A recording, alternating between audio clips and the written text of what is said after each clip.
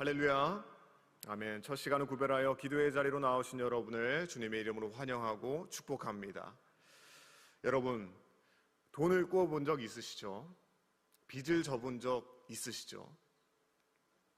적은 금액이면 몰라도 큰 금액이면 걱정이 생기기 시작합니다. 밤잠을 설치고 밥맛이 없어지고 그 사람과 연락조차 꺼려집니다. 그런데 어느 날 그 사람이 이렇게 말하는 겁니다. 됐어. 다 없던 일로 하자. 세상이 달라질 겁니다. 숨통이 트이겠죠. 너무나 기뻐, 너무나 감격할 겁니다. 평생을 못 잊을 그러한 경험이 되겠죠. 그런데 오늘 말씀에 그 기쁨과 감격을 너무 빨리 잊어버린 사람이 나옵니다.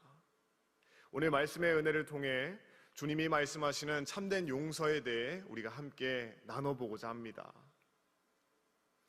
베드로가 예수님께 묻습니다. 주여, 형제가 내게 죄를 범하면 몇 번이나 용서해 주리까? 7번까지 하오리까? 아마 이 베드로는 7번이면 충분하다고 생각했을 겁니다. 7번이면 꽤 관대한 숫자라고 생각을 했을 겁니다. 또 이 예수님께 칭찬 좀 받아볼까 하는 그런 마음이 있었을지도 모르죠. 그런데 예수님의 대답은 뜻밖입니다. 22절 말씀 제가 읽겠습니다. 예수께서 이르시되 내게 진실로 이르노니 7번뿐 아니라 7번을 70번까지라도 할지니라. 아멘. 여러분, 정말로 490번을 채우라는 말씀이 아니시죠. 셈을 놓으라는 겁니다. 용서에 계산기를 들이대지 말라는 겁니다. 왜 그래야 할까요?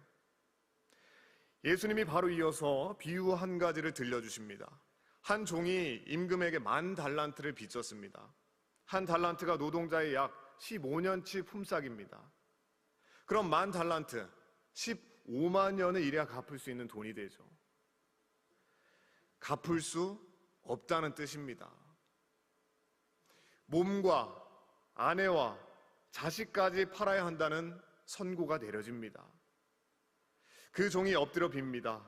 내게 참으소서, 다 갚으리이다. 사실상 불가능한 약속이죠. 지키지 못할 약속입니다. 놀랍게도 임금이 그를 불쌍히 여겨서 빚을 전부 탕감해 줍니다. 조건 없이 그냥 놓아줍니다. 은혜죠. 자격 없는 자에게 주어진 선물입니다. 여기까지만 보면 참 아름다운 이야기죠. 훈훈합니다. 그런데 반전이 나옵니다. 이 종이 밖에 나가자마자 자기에게 100데나리온 빚진 동료의 목을 잡습니다.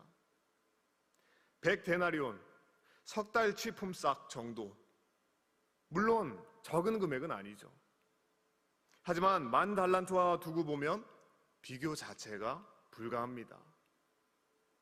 동료가 엎드려 빕니다. 나에게 참아주소서, 갚으리이다. 자기가 임금 앞에서 했던 똑같은 말입니다. 같은 자세, 같은 간청의 모습입니다. 그런데 이 종은 귀를 닫습니다. 그리고 동료를 옥졸에게 넘기죠. 방금 전에 자기가 받은 은혜를 새까맣게 잊어버린 겁니다. 다른 동료들이 이 광경을 보고 주인에게 달려가서 알립니다. 주인이 그 사람을 다시 불러 세우죠. 32절과 33절 말씀을 함께 읽겠습니다. 이에 주인이 그를 불러다가 말하되 악한 종아, 내가 빌기에 내가 내 빚을 전부 탕감하여 주었거늘 내가 너를 불쌍히 여김과 같이 너도 내 동료를 불쌍히 여김이 마땅하지 아니하냐 하고. 아멘. 여러분, 받기만 하고 돌려주지 않았습니다. 주인이 노하여 그를 옥졸에게 넘기죠. 빚을 다 갚을 때까지 말입니다. 평생이죠. 여러분, 오늘 우리 안에도 이 종의 모습이 있습니다. 하나님 앞에서는 눈물 흘리면서 주여 불쌍히 여겨주소서 그렇게 기도하면서도 돌아서면 나에게 상처 주고 나에게 아픔을 주고 나를 눈물 흘리게 한 그 사람을 우리의 마음속 감옥에 가둬버립니다. 그 사람 얼굴만 떠올라도 참 속이 뒤집어집니다. 사실이기 때문이죠. 그 상처는 진짜이기 때문입니다. 아프고 억울하고 분한 마음이 드는 것 당연합니다. 하지만 십자가를 기억하시기 바랍니다. 십자가 앞에 서보시기 바랍니다. 그럼 하나님 앞에서 내 죄가 얼마짜리인지 보이기 시작합니다. 10,000달란트, 평생 갚을 수 없는 빚을 예수님이 십자가 위에서 피 흘려 대신 갚아주셨습니다. 그 은혜를 기억하는 사람은 나에게 100데나리온 빚진 사람의 목을 잡을 수가 없습니다. 그 잡은 손이 스르르 풀릴 수밖에 없습니다. 여러분, 용서는 착한 성격 때문에 하는 게 아닙니다. 착해서 하는 게 아닙니다. 착해서 할 수 있는 게 아닙니다. 기억의 문제입니다. 내가 얼마나 큰 빚을 탕감받았는지 기억하느냐의 문제입니다. 은혜를 잊은 사람은 용서할 수 없고, 은혜를 기억하는 사람은 용서하지 않을 수 없습니다. 용서하지 못하는 마음은 결국 상대방을 위한 뿐만 아니라 내 자신을 위한 일입니다. 용서하지 못한 사람은 상대가 아니라 나 자신을 스스로 가두고 맙니다. 분노와 원망 속에서 가장 먼저 고통받는 사람, 다름 아닌 내 자신입니다. 옥에 갇힌 건 동료가 아니라 사실은 용서하지 않은 그 종 자신이었습니다. 예수님이 분명히 말씀하십니다. 35절 말씀 함께 읽겠습니다. 너희가 각각 마음으로부터 형제를 용서하지 아니하면 나의 하늘 아버지께서도 너희에게 이와 같이 하시리라. 아멘. 여러분, 무서운 경고입니다. 그러나 동시에 은혜로의 초대인 줄 믿습니다. 용서할 힘이 없을 때 내가 먼저 받은 그 용서를 돌아보라는 겁니다. 그 기억이 우리의 마음을 움직일 줄 믿습니다. 그 기억이 우리 입술을 여실 줄 믿습니다.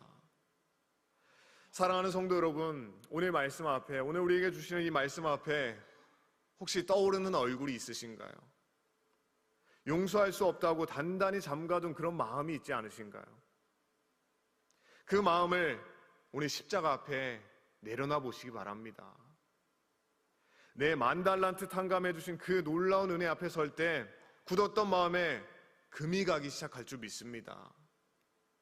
은혜를 기억하는 사람만이 용서할 수 있습니다.